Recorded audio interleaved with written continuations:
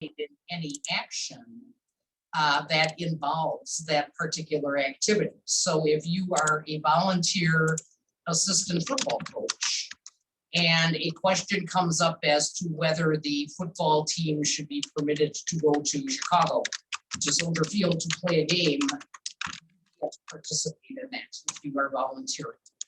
And you just have to stay out of that entirely. That's a trade-off, but certainly you can now volunteer. There are a couple of state laws that deal with ethics for public officials, and one says that if you have a family member, whether that's a spouse or a child, sometimes possibly a parent, who gets more than half of his support from you, or you get more than half of their support from them, you can't participate in decisions involving them. I've had occasion where, children of school board members, adult children, have applied for teaching jobs in districts their parents are on members of the school board. You know, depending on how far along they are in their careers, you might be able to participate, you might not. If they're just coming out of college, they're probably still dependents. If they are a dependent on your tax return, they are still a dependent. And so you would not be able to participate in that hire. If, on the other hand, that child has been, you know, out of school for 20 years, they don't have any more financial dependence on you than they have on anybody else, there would be nothing prohibiting you from acting on that hire. That's maybe bad optics, but it's not illegal, and it's not a conflict of interest. There are two criminal statutes that I think are important. One is that there is criminal liability for any board member who, in his or her personal capacity, bids on a contract worth more than $15,000 a year with the school district. So I have this happen, it feels like once a year, but it's probably not that frequently, where a school board member who, you know, maybe is or was a teacher, you know, has some, you know, skills that might fit well with a job in the school district, applies for a vacancy, applies for a job in the school district. I have told any number of school districts that that will cause me immediately to use the F word, which is felony. Because as soon as that application is handed in, congratulations, you're a felon. Doesn't require intent, doesn't require knowledge, doesn't require anything other than handing in that application.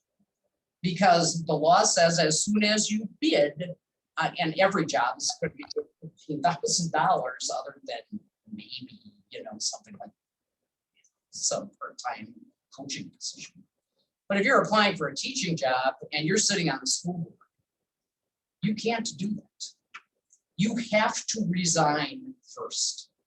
Once you have resigned, you can file all of the applications that you would like, because you no longer have that position. But you cannot do it. And I think there's a lot of folks that think, well, I'll resign if I get the job. Well, that's not the way it works. If you want to apply for the job, resign. Just that simple. And then, you know, the other way going too, if a business or an organization for which you have some financial ties, or in which you have some, you know, some say, apply, you know, for something and apply for something, and it's going to cost the school district $15,000. And you're an officer of that organization. You are a bank officer, and you have a bank that says, we'll give the school district a loan.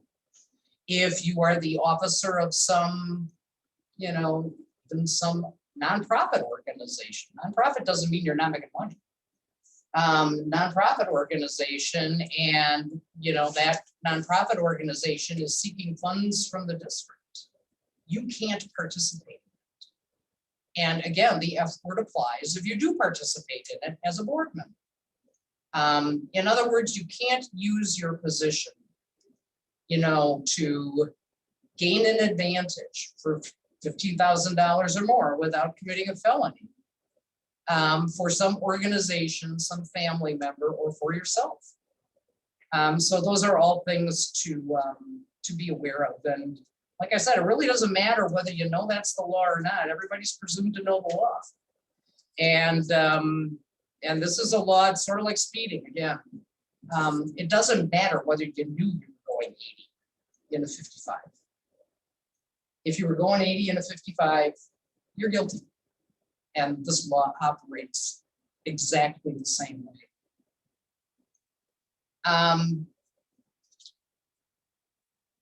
Under those circumstances, you know, you don't have to leave the board. You don't have to resign from the board. You just can't participate in whatever that contract is, whatever that action is. Board members have a right to refrain from voting. I mean, on really any issue. There are some times that you are required, you know, to abstain, and I've just described them. when you have an incompatible office, when you have a conflict of interest. But sometimes board members elect not to vote on certain issues for a whole variety of reasons. You know, sometimes it's because it involves a close family friend, and you know that you are not going to be perceived by the community as being objective. Even if you think you can be objective, you just don't want to get down that path too far. Again, nothing illegal about participating in that, as long as you remember, you know, your job, which is to act in the best interest of the students of the district. But in the absence of a financial stake in the game, there really aren't any laws that say you have to stay away from something. Had a couple of real interesting issues with the academic excellence scholarship, but that's not something that the board decides on. You know, that's something that the teachers decides on. They've got some rules that they need to follow there too. But in any event, you do have a right to refrain from voting, but in the absence of an actual conflict of interest, you know, board members should vote on the issues that come before them. And the reason for that, well, the reasons for that are many. First of all, you know, if you're going to abstain from voting for a reason that is something other than you are compelled to do that, it affects your quorum. Abstain means absent. And so if you have 4 board members at a board meeting and a board member abstains, you no longer have a quorum. So you can't act on that matter. The other issue that you run into is going to be an open meeting issue that I will talk about a little bit later, but that is that, let's say the 2 board members get together to talk about board business outside of a board meeting, something I don't advocate very strongly, don't advocate. But if 2 do it, it's probably not illegal in terms of violating the open meeting law until you get to that board meeting that has 4 board members show up. So unless you know exactly how many school board members are going to be at a meeting, you run into a potential issue of having the number of people who can defeat an action be 2. Because if you vote on something and you have 4 board members here, a tie vote is defeated, automatic. So if 2 board members have put their heads together and said, yeah, let's vote as a block, that's a violation of the open meeting law. Did you intend it? No. Did you know it? No. But it's a violation of the open meeting law because it is a sufficient number to affect the outcome of a board action. So unless you are 100% confident that you're going to have more than 4 board members at the next board meeting, don't be talking about board business, you know, with other board members, away from or outside of board meetings. And like I said, you know, if somebody just chooses to abstain, it also creates, you know, some quorum issues. There are some things that boards vote on that require a supermajority. One of those things is modifying the budget. I mean, almost everybody, it seems, adopts resolutions modifying their budget in June as they get to the end of the school year. And it takes 2/3 of the board to do that. You know, 2/3 of a full board, not 2/3 of however many people show up. So another thing would be teacher contracts, you know, issuing contracts to teachers, not renewing teachers, takes a majority vote of the full board. So that takes 4 votes, even if you've got 5 members at the meeting. It takes 4 votes if you've got 4 members at the meeting. You know, and so there are some supermajority requirements that should also cause you to be wary of abstaining, because it may very well affect the outcome of a case, whether you intended to or not.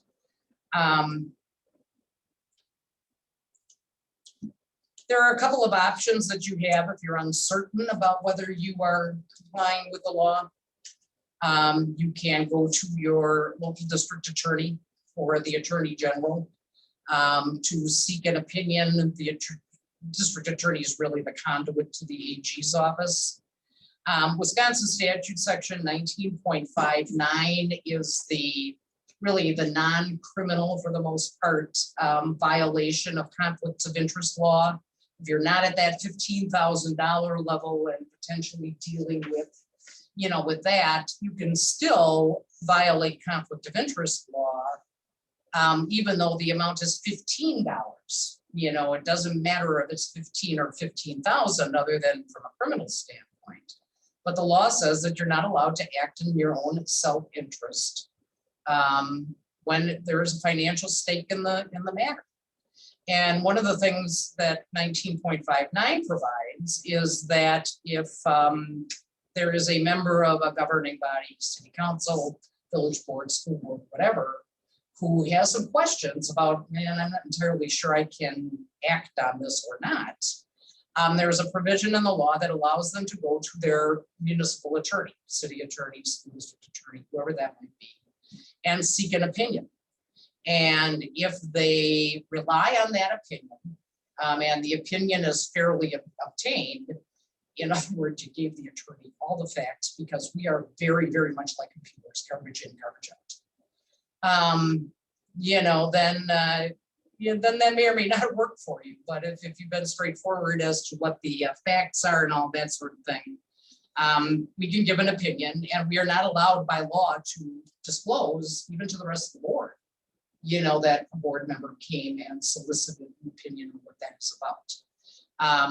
Some boards are a little perplexed by that because it does show up on the bill, but that's the way that the law is written. I think I've been asked for that like 5 times in 38 years. It is not something that is commonly used, but but in any case, that is an option, that you do have, if you have some concerns about whether you should or should not be taking a certain action or participating, in any kind of a specific vote. Committee meetings, I think, as you know, need to be posted the same way that, regular board meetings do and all this too. Board members do not lose their First Amendment rights by virtue of being board members. You have the same rights to speak as other people. And that is true both at meetings and in the public. But, again, don't understand the First Amendment to mean, because it does not, that I can say anything that I want to whomever I want, wherever I want. That isn't the First Amendment. And if you don't believe me, I would invite you to go to the nearest airport and shout hijack. Go ahead. We won't see you for a while. So that is not what the First Amendment offers. The First Amendment offers, rights to certain speech.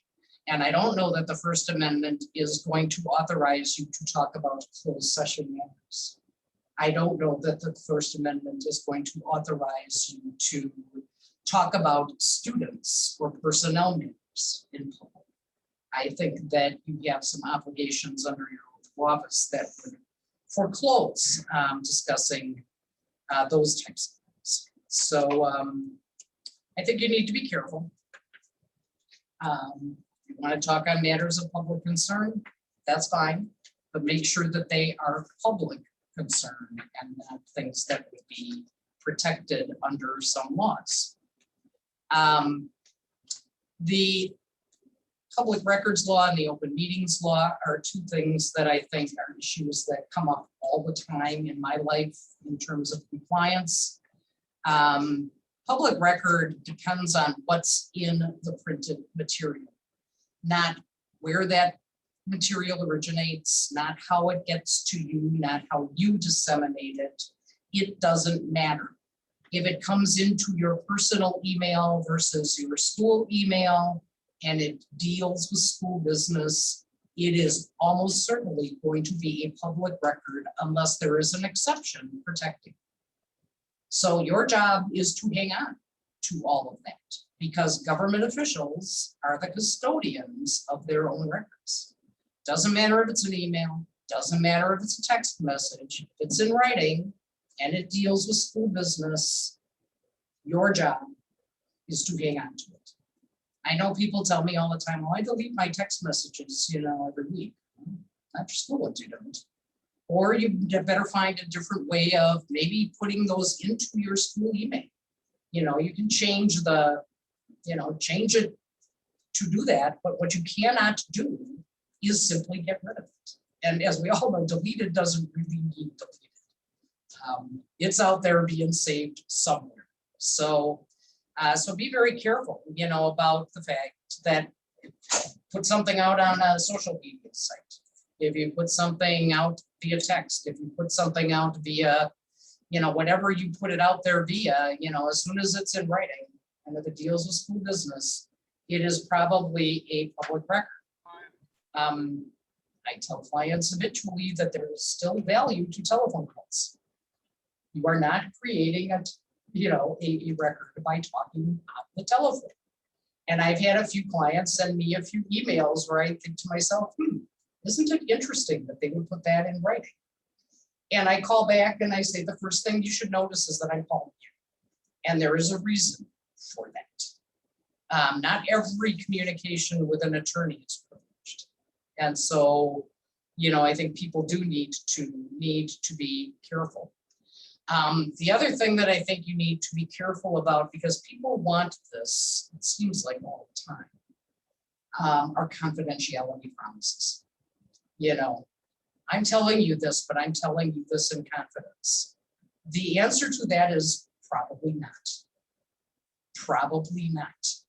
You are creating a public record that is perchance disclosable to others. I have found it interesting throughout my career how invested parents are in the discipline of other people's children. This kid is bullying my son. This kid is bothering my daughter. This kid is doing whatever this other kid is doing. And I demand that you do something. And board members get those, and administrators get those, and teachers get those, and everybody gets those. But then that is usually followed up by the person being addressed saying, I don't want you to tell this child's parent that I'm the one that complained, because they'll just take it out on my kid. And it's like, there is value in thinking before you speak. There is value in thinking before you write. Mind first, mouth second. Mind first, fingers on the keyboard second. Because by the time you have sent that email, that text message, that whatever it is, too late. Too late.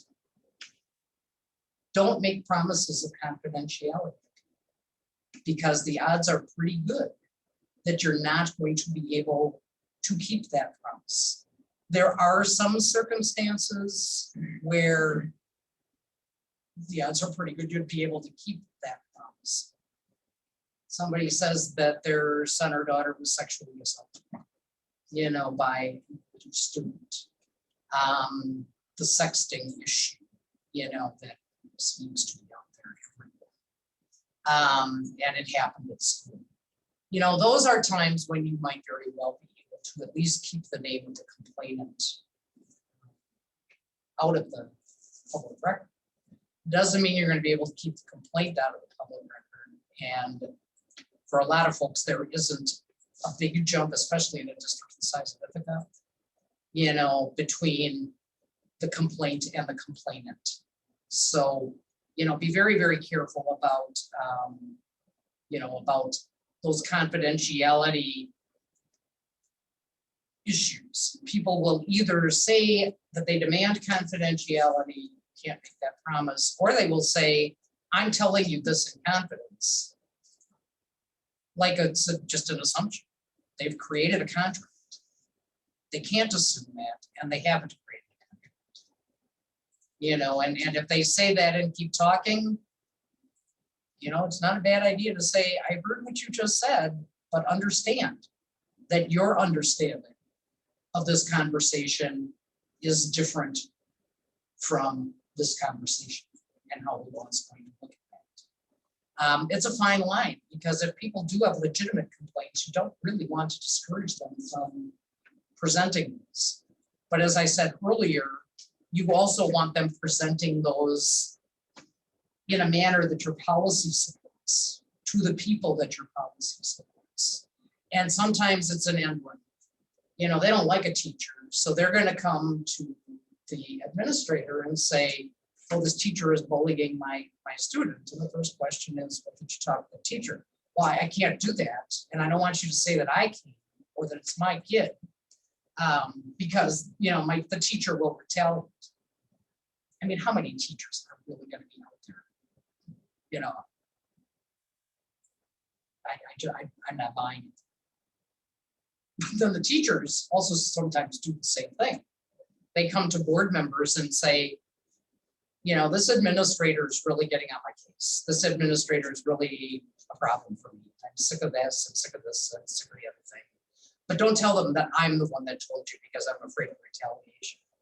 My response to those people has been, so when that parent comes to me and, you know, says, you know, that they want to complain about you, and they don't want us to tell you because they're afraid of you retaliating, you don't have any problem with that. And their heads explode. Well, you know, I can accuse other people of, you know, of potential retaliation, but damn it, nobody better be calling me, you know, that sort of a person. So it becomes, it's an impossible dilemma if you are going to buy into that. It puts you in an impossible situation.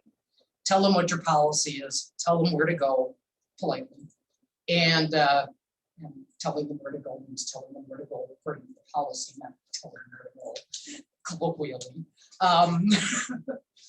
I understand the visceral response, been there, done that. But in any event, you know, make sure that, you know, that they have options. Whether they like those options or not is then their choice.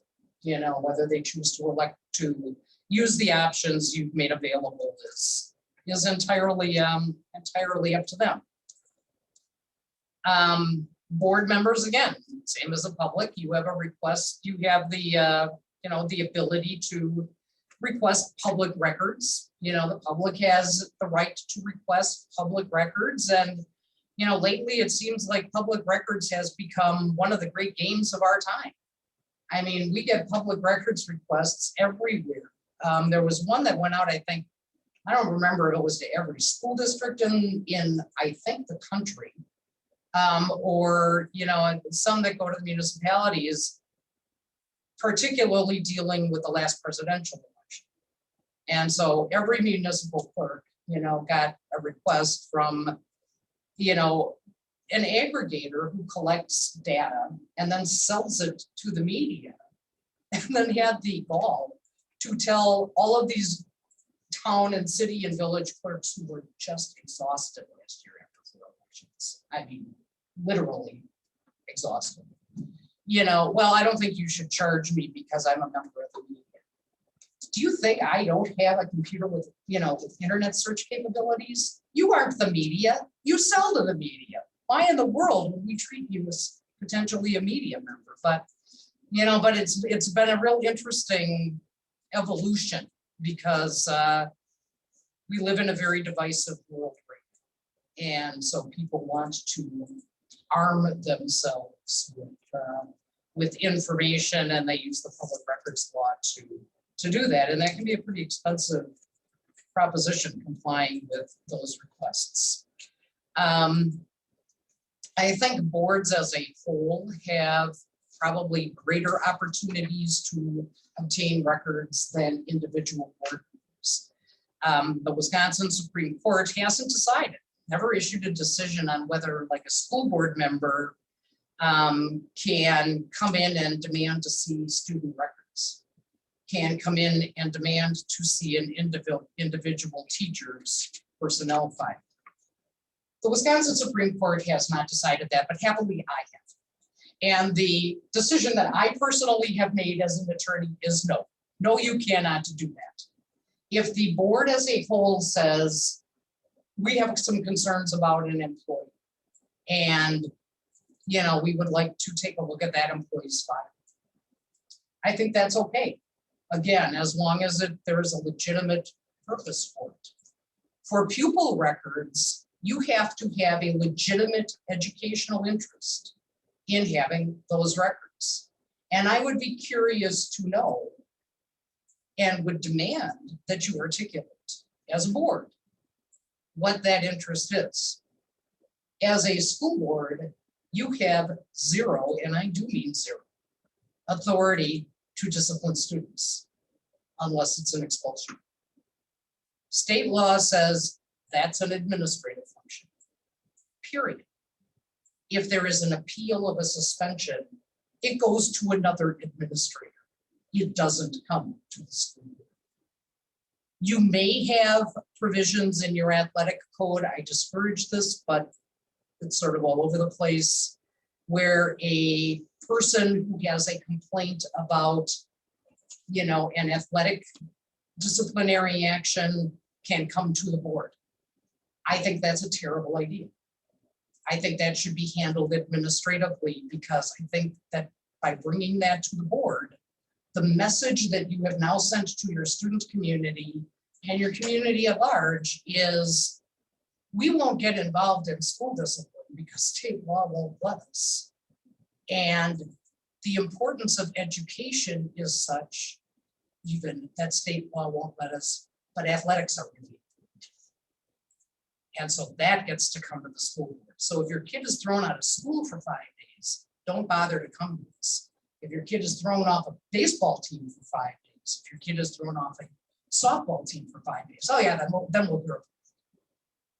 Policy choice on your part, in my opinion, but I don't see any reason why that should be handled at the board level any more than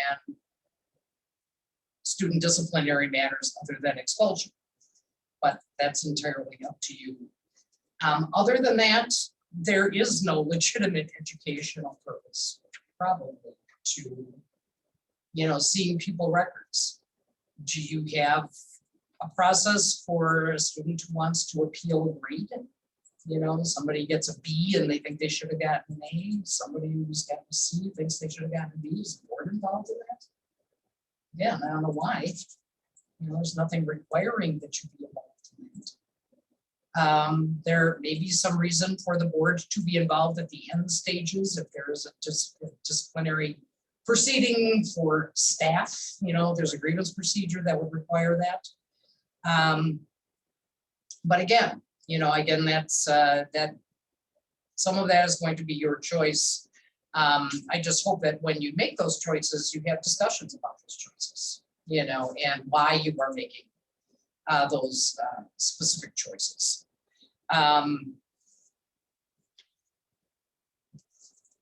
But other than that, I don't know why you would be in kids files. You have no function, like I said, with respect to discipline. You also have virtually no function with respect to special education. Those decisions are made by the IEP team, the Individualized Education Program team. The school board has no authority whatsoever to step into that process. That is a process where if somebody is dissatisfied with the services that they are getting, there is an appellate process through DPI, where they can ask for due process, but that doesn't come through the school board at all. So, unfortunately, just the way that things are sometimes, a lot of the students who are perceived as or do have disciplinary problems are students that have special education needs. And if those kids have emotional or behavioral problems, there's not a lot you can do with respect to disciplining those kids, because it's a function of their disability. And so people can scream and yell as much as they want about, you need to throw that kid out of school, you need to expel that kid, you need to do whatever. That's never going to happen. It's just plain never going to happen. And I wish people were perhaps a little more educated on the law and how those sorts of processes work. I understand the frustration of if somebody hits my kid in the nose, I'm gonna want blood. I get it. But the facts of life are that kid may very well be in school again the next day. And there's nothing that the school board can do about it. Nothing, zero. You go into closed session for things that the law allows you to go into closed session for. You're telling the world at large that when you go into closed session, that you're going into closed session for one of those reasons, one of those purposes. People should not disclose what occurs in closed session unless it becomes public knowledge for some reason. That is a decision either for the board to make or sometimes that the law makes for you. For example, let's say that the district were looking at buying a piece of property. And, you know, they authorize whoever their property negotiator is to make an offer, but they say, well, offer, you know, $90,000, but I authorize you to go up to $100,000. Well, clearly you're not putting that out there right away because you may as well just go to 100,000 right now, right? You have a negotiating reason. Ultimately, you settle that and you get an accepted offer to purchase at $95,000. Somebody says, I want to see the you know, minutes of the closed meeting. You know, we're not to keep minutes of closed meetings necessarily, other than that you went in and came out, unless you took some formal action. If you took formal action, then that does need to be minutes. And if it was a formal action to authorize your negotiator to do this, then that would be in minutes. And so, yes, your purchaser, or excuse me, your seller may find out, oh, they have the authority to go up to $100,000, 1995. Oh, well. But at the point where you have an accepted offer, there's no longer a negotiated reason to keep that information private, and you can't. You know, it becomes an open record at that point by operation of law. There may be some, you know, some things that, you know, are under investigation. You have an allegation of misconduct against an employee. You bring in somebody to do an investigation of that. Well, generally, while that's under investigation, that's not going to be a public record. The investigator completes a written report. Once the investigation is closed, that probably will be, almost certainly will be a public record. Litigation creates its own issues. The Sands versus Whitnall School District case was one where Dr. Sands was fired by the Whitnall School District, and Dr. Sands was extremely unhappy about being fired and hired a lawyer who was a bare knuckle fighter. And well, she was apparently willing to spend pretty much anything to prove Whitnall wrong. And, you know, one of the first things that her lawyer did was sent a subpoena to every single school board member for a deposition. And you don't have the other board members in the room when those depositions are going on. They're going on between, you know, the board member, the board's lawyer, the lawyer for the employee and the employee. And one of the very first questions was, okay, you went into closed session on, you know, January 5th, 2006. How long were you in closed session? Which of the board members were in that closed session? Who started the discussion about this? What did that person say? Who responded to that? What did that person say? What did you say?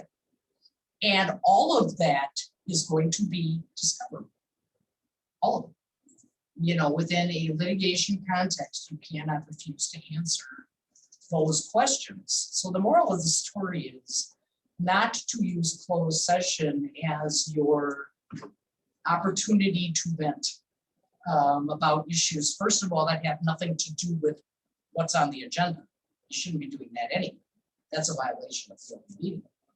But secondly, with the expectation that because it's in closed session, it's always going to be closed. That isn't necessarily the case. And so, you know, I would be very cautious about, you know, about how you do handle those things. There are remedies for people who, you know, who believe that their privacy is being violated and who believe that their, you know, records have been unreasonably or unfairly disclosed. Wisconsin is a right to privacy state. We have a law on that. There are laws that create liability for defamation. If you say something about somebody that is negative, that causes them to be viewed negatively by the community and that isn't true, they can potentially sue you, for defamation. And if you are making those disclosures or making those comments outside the scope of your board duties, because the board hasn't authorized you to chat about what went on in closed session, and you are making those statements, off school grounds and outside of a school board meeting, I'm pretty sure that the school's insurance is not going to cover you in your suit. And that means that you're going to pay for litigation, you're going to pay for the attorney that you hired to defend that lawsuit. Whether the lawsuit is successful or not is usually not the worst thing that you are facing. The worst thing that you are facing is legal fees, because you're going to pay those win or lose.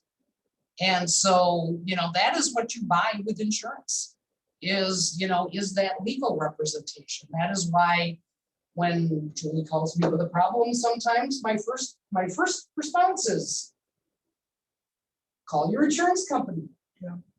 File a claim. Let's see if we can get Lori Levinsky out here to, whatever that problem is, or us, depending on the insurance company chooses. But then the school is covered. If something goes to the Barbara Sands type of litigation, you're paying your deductible. You're not paying attorney's fees in six figures, before there's a trial. And so, those are things that you need to consider. Occasionally you run into a challenging board member, who, my definition, I think, for a challenging board member is first of all, a board member who really does not believe that the rules apply to everyone. Because that creates a real problem for the remaining school board members. How do you deal with that? When you have the person who cannot shut up, when you have the person who is out there yipping, when you have the person who is not acting on the best interests of kids, but is doing everything possible to favor their friends, to favor their buddies, to support, the things that are personally important to them. One way is, of course, at board meetings is by simply saying, how does that benefit kids? Boards don't have to vote 7-0. And occasionally you're going to have an issue where people are legitimately divided. And boy, did we see it last year. Do we mask? Do we not mask? Do we provide virtual? Do we provide hybrid? Do we provide only, in-person instruction? And different people had sincere beliefs on all of those sides of the issue. That's not what I'm talking about. What I am talking about is the board member who says, I don't care that something was discussed in closed session. I have the right to talk about it because, of course, going back to the First Amendment, gives me the right to say it. I think I should be able to tell so-and-so's parent, what's going on with this, this exposure.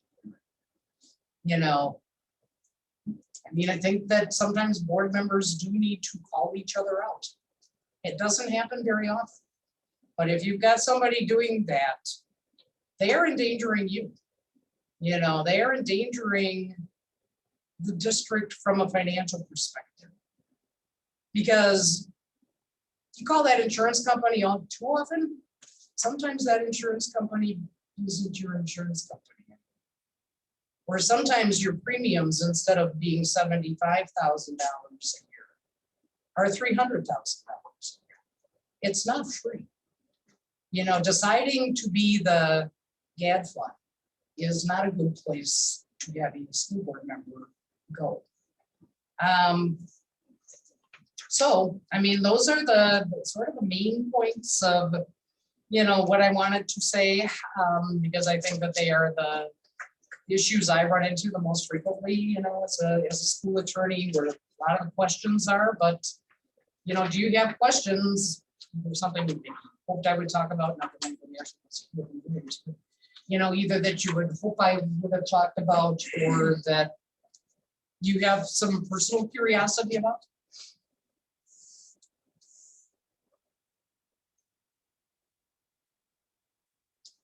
I would just like to reiterate what Eileen said, and I'm sure she probably remembers when this happened. We actually did have a request for all of the board members' computers. And it went to the district attorney in Richland Center. And it was our personal computers. And, you know, we were all, because someone thought we were having private meetings on computer, talking to each other via that way. And it was stressful. It was because I have a business. I have a lot of things on there. You know, if you would have a friend who would send you an off-color joke, that would be on there. And, you know, luckily, as this person pursued carrying it further, decided to drop it. And so then we all received from the district attorney that this, you know, is not proceeding any further. And I think that, I don't know if the district attorney or whoever had a conversation with this person or whatever. So it can happen. You know, you can be doing everything, you know, by the book. But if someone gets in their head that something is, you know, they don't think is going right. And then just like she said, we would have had no choice but to turn everything over. And we were all willing to do it. And I think that might have been what, and I don't know. And all of a sudden, we got a letter and it was done and over with. Yeah, if you have nothing to hide, there's usually no reason to. But it was stressful. Because we all know we have personal things on there too. And the whole shebang would have gone. Going down that road, you know, there was a Chromebook was offered, I took it for that reason. I mean, if everything's on that Chromebook, is somebody able to comment on my personal stuff at that point? If somebody thinks that you are, you know, sort of doing things off the record, so to speak, you will see requests that say, I want all of the emails, text messages, whatever it may be, related to school business. So if that's all on the Chromebook, though, they That- can come after my personal computer if everything, like. You can respond to the request saying, here is what is there. You know, that's what we typically do. Say, okay, here's what is there. We ask board members, is there anything hiding out there anywhere else? And if they say no, I'm going to take them at their word. And then I'm going to tell the requester, you have all of the school related, you know, material. Now, if somebody, you know, still has some suspicions, again, you know, and they were to go to the district attorney, because the district attorney is one of the people that enforces the open records law. And the district attorney said, I will help you pursue your complaint. And, you know, essentially subpoenas your home computer. There's nothing you're going to be able to do about that. You know, now, you know, the DAs who find themselves in that position also understand that it is not their job to then hand that over to the requester. They are going to look at it, you know, as a buffer, so that, you know, you know, are not just having some, you know, person who is just,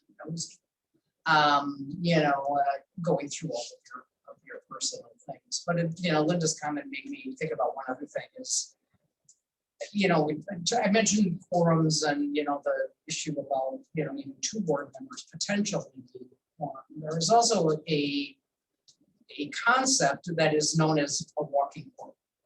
And that is when board member A emails or talks to board member B and, you know, says, wow, what do you think about, you know, this program that we are looking at the board meeting? The other board member responds, okay, you've only got 2 board members, pretty certain you're going to have 7 at the meeting. But now board member B goes to board member C and says, hey, I just talked to board member A, and here's what we think about the program. What do you think about the program? Now you've got 3 people. They aren't all 3 together, but it's called a walking quorum, and you can do that by email as well. And, as sooner or later, if you get to that point where it is enough people that can sort of determine how, the agenda is going to be decided, or the issues on the agenda are going to be decided, you have an open meeting law violation. There's no question about that. The public is generally entitled not only to hear the results, but they can come to meetings. Did you do virtual school board meetings during COVID? I mean, have people attend by Zoom? Not board members. I don't think we ever had a board member officially attend. Actually, Kelly's here today. It's the Oh, first time we've had okay. a board member virtually, so. Okay, I'm just talking about the public. Oh, yes, we had people attend. A lot of boards, a lot of school districts noticed that their meetings were all of a sudden very well attended, when people didn't have to leave their homes to actually attend the board meetings. And so, people attend board meetings, they want to hear the outcome, but they also want to hear the discussion. I mean, how do you get from point A to point B? We're starting to discuss whether to do this, that, or the other. And that discussion is supposed to be occurring in an open session of the school board, not on email, not two board members over a beer on a Friday night. That's supposed to be occurring in a board meeting. So, that's where those conversations should take place. And if you're going to do it elsewhere, it's potentially a problem. And if you're doing it in writing elsewhere, then it's really a problem. So.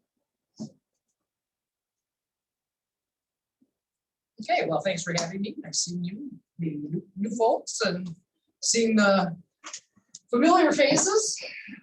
Thank you, Riley. Good to see you. Yeah. Good luck with the upcoming school year. Let us all hope it is way better than last year was. It's going to. It's really hard to go down from that. So, yeah, no, I'm pretty good shape. I hope you're right. I am too. Hoping for herd immunity by September 1st. Absolutely. So, okay, thank you to Eileen for that, and we'll move on to item 4, adjourn the closed session under Wisconsin statutes 19.85, sub 1, sub C, for considering employment, promotion, compensation, or performance evaluation data of any public employee over which the governmental body has jurisdiction or exercising responsibility. Discussion regarding the performance evaluation of district employee, teaching staff, administration, and or coaching staff. We'll be in closed session no less than 5 minutes, and probably be a little bit longer, hopefully be brief, but I would accept the motion to go closed session. Second by Mr. Kushner. On roll call, please. Mrs. Keller. Yes. Mr. Manning. Yes. Mrs. Variance. Yes. It's our first virtual one. Mr. Brisbois. Yes. Mr. Brown. Yes. Mrs. Peterson. Yes. Mr. Busher. Yes. Okay, where are we gonna do this at? Well, I can either turn everything off. I think we'll probably have to keep Kelly intact. Well, we'll have to call her. That's true, that's true, that's true. Yeah. So, as long as you're confident you can turn it off. Yeah, I can turn it off. I already emailed them and said I would be turning the computer off